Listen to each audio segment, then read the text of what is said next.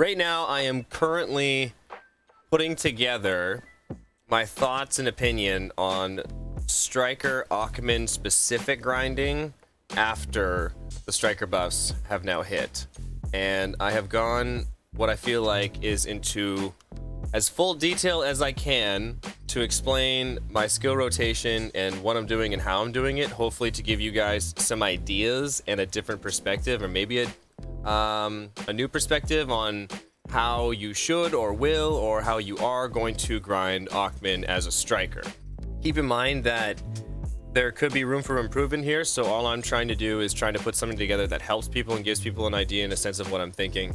I've noticed that like some of my friends, some of my colleagues have been asking me what is my skill rotation, what are my skill add-ons, what I've been doing, and rather than avoiding a repetitive question, I can give them a detailed answer that is readily available for them at any time.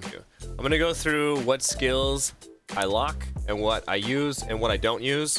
When I go down, we're going to talk about the skill rotation and what I do and what are some of my preferred openers. And I'm going to give some then tips and suggestions on what I feel like you should try to keep your eye on, as well as what my PVE skill add-ons are. So first of all, let's go through this. Let's talk about the evasion skill, because if you don't have this locked, you don't know what you're doing. So let's move next one. Tayback kick. As I've marked, you're literally never going to use this in any case scenario. It's completely useless.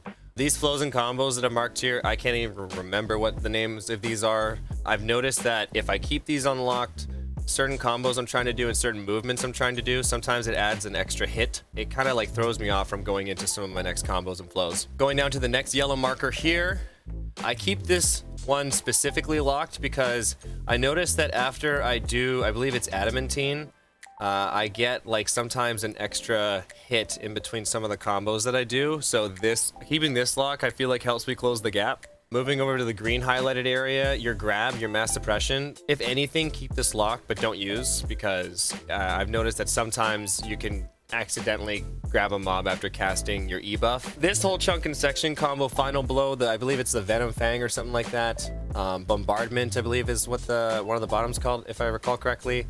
So I have all of these locked because your defensive debuff, if you have the one on the very bottom here locked, like you get an extra hit out of it, so that's closing that gap. I find that all these combo blows that are above here, and I also find that having these unlocked adds an extra hit in quite a series of moves. Moving down, tornado kick, although it's fun to use, I keep that locked because it's more valuable in awakening, because you have some awakening moves that if you hold F after, you'll do a tornado kick after quite a few of them. So to avoid that gap again, I keep that locked.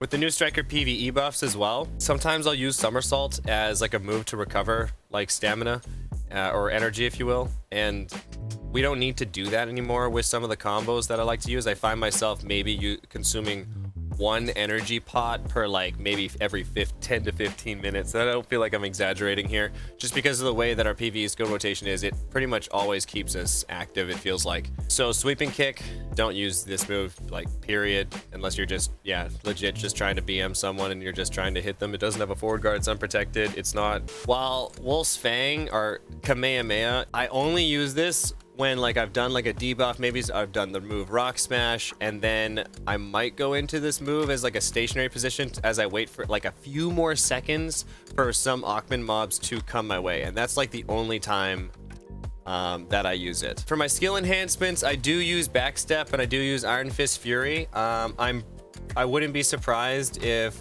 the other move, which I forget the name of, the one where we do an uppercut and we throw our ball of energy, I wouldn't be surprised if that also helps us grind a lot faster, but I just don't have that set up because I prefer having this set up for more of a PvP sense. And mobility. Going down to Awakening, there's only 2 moves here that I don't use. Ultimate Crush, I think this move still sucks, and I think you're crazy if you still want to use it, because I think there's moves that you can cast faster that will kill mobs faster. The flow for after Rampaging Predator, I believe it's called Bite Off. I keep this locked. If you keep this locked, you can do Infernal Destruction, which is your leg sweeping move, which is just F in Awakening. You can do Infernal's Destruction right after without having to worry about like casting a clone or anything like that. And I find that the cast of the clone is creates a big gap in how efficient you can be. So for PVE, this is kind of where my mind is at. And I'm gonna start from the bottom to the top. So I use the flow for Skull Hammer or for Skull Crusher, which is Skull Hammer. It gives you an attack speed boost. It has a 15% increased chance to down smash the target, and that's big damage for our leg. I use Rampaging Predator and I use attack against monsters plus 25 and then an accuracy increase. I mostly want Rampaging Predator for the attack against the monster buff, and I use this at the beginning of my skill rotation, which I'll go into later. Now we have Skull Crusher. This is a huge critical rate increase at 20%, which is awesome, honestly. I do an attack speed decrease because I feel like out of all the options that I have to choose, when it gets down to the nitty-gritty, I feel like this just becomes a better option to choose. The mobs will attack slower. Some of them can CC you. I don't think it's important. That's up to you if you want to change that.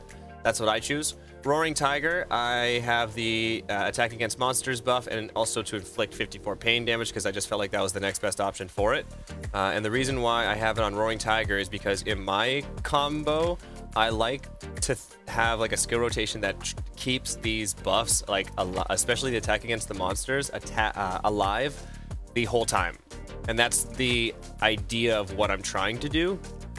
Rage Hammer, I do a DP increase because why not? These mobs do kind of hit hard.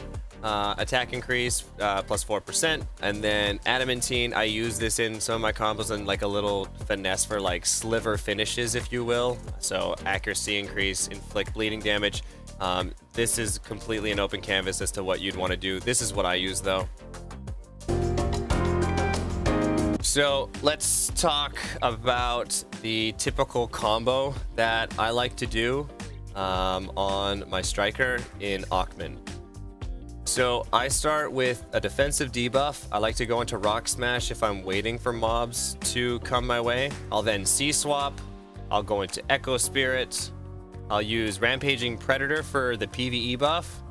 I'll Spiral Cannon them and try to knock them down.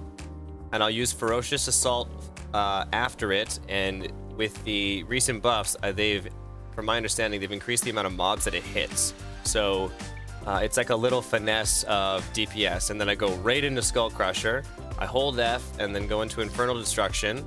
I right click and then do Fallout. And then I do Endless Explosion with the new flow that's been added, which you can do by just letting go of shift right mouse button and just holding left mouse button. By that point, my Martial Spirit Shards should be full. I consume the full Martial Spirit Shard. I have one of two decisions to make. I'm either going to just use Rage Hammer and just do some damage to finish off mobs probably, or I'm going to take a step backwards. And while I'm pre-awakening, I'm going to then do again the debuff and then Rage Hammer. So at this part here, it could go one of two ways. From there though, I will do Iron Fist Fury, Roaring Tiger, Adamantine. By that time, Skull Crusher is probably available off cooldown, and I have it set on a hotkey, so then I'll do Skull Crusher again. So let's take a quick look at what an example of that looks like. Okay, so this isn't going to be a perfect pull, but I want to give you an idea of what I'm talking about.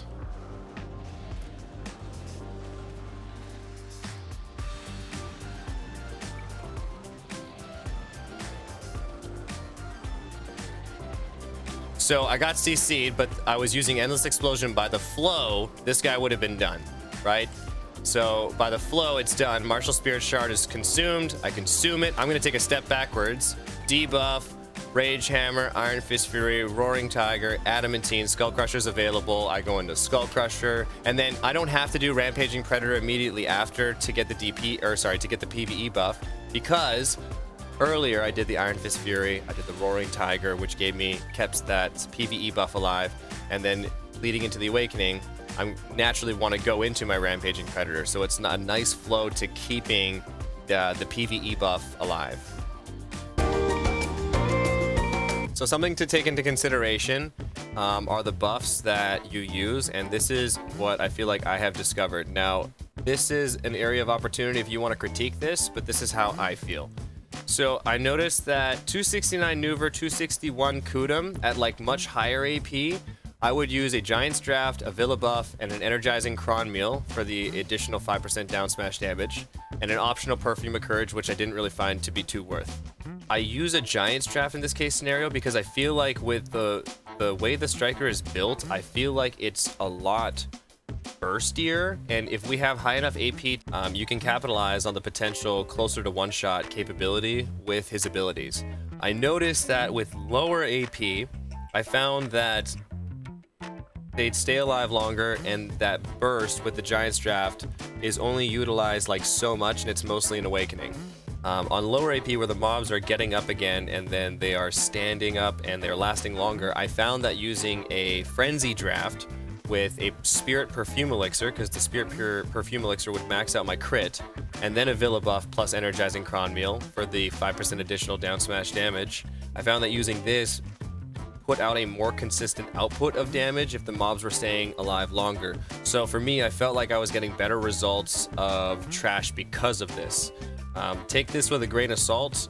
Both buff setups are honestly great. Some people are going to ask why I'm not using full meal rotation, and I just don't think it's worth it. I think it's too much work to get what you may feel like is such a marginal gain out of it. I don't think it's worth. I feel like the Energizing Cron Meal we actually get a little bit more out of, but that's for my take. Always be aware of when your E and Z buff is available, and I'm not perfect for this, so you don't criticize me on the way that I use it, but I've noticed that the use of the E buff is going to give you a 30% attack speed increase, which is just huge already. If I use my Z buff first and then get my attack speed increase from the Z buff, and then plus the damage increase from the Z buff, I'm shredding through mobs, Z buff is over, then I'll pop my E buff to hopefully fill up that Z buff faster.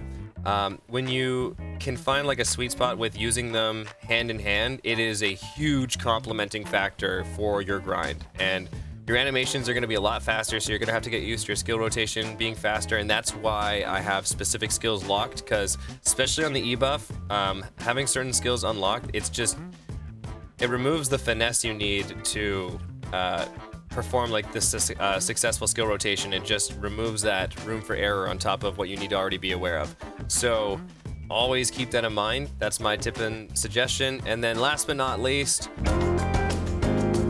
so before the Striker buffs, I would say in top room with the loot scroll all buffed up, I could get anywhere from like 54 on a casual to like 59, and I've like gotten high enough in the 5900s to round up and call it 6k, but I've never been able to break 6100. After Striker buffs, best hour with 265 pre-awakening, 261 awakening bonus with Kudum, and then using the high AP buffs, which is the green box I highlighted in this written guide, if you will. I've been able to break 7k, and my best hour has been around 7500 trash with the use of a loot scroll and the use of a Perfume of Courage.